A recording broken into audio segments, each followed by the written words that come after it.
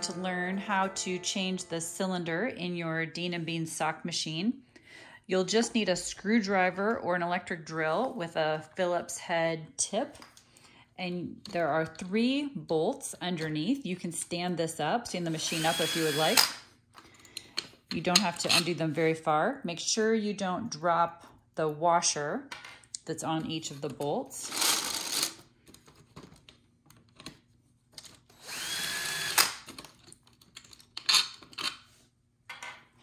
When you undo the 3rd one, be careful to hold the floor gear so it doesn't fall.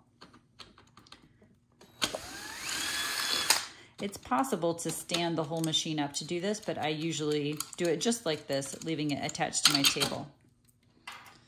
So here you go. You can see I held on to the floor gear for that last bolt.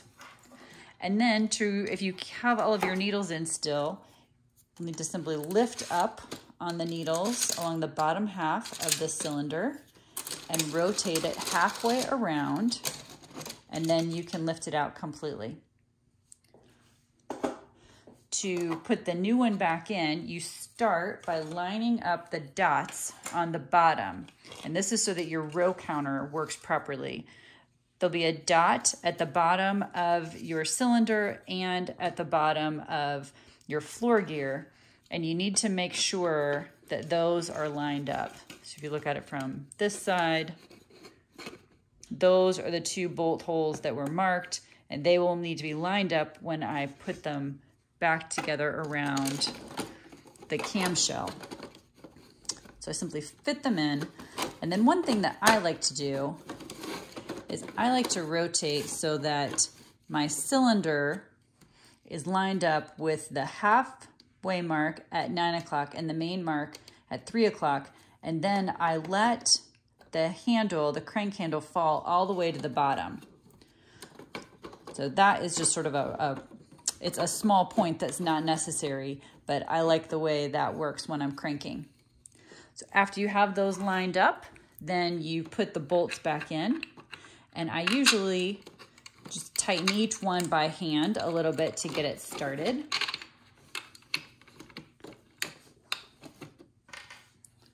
You can do all 3 again, and you can also use your drill, no problem.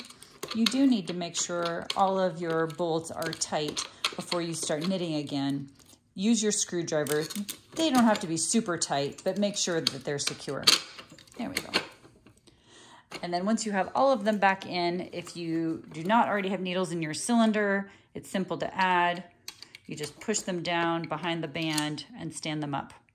If all of your needles were in, remember to put them, the front half would start lowered, and this back half needs to be raised up because they're above the V-cams, and then when you spin halfway, you can push down the rest of the needles. That's all there is to changing the cylinder. Please let us know if you have any questions. Happy cranking! Visit us at deanandbean.com and please like and subscribe. Thanks for watching.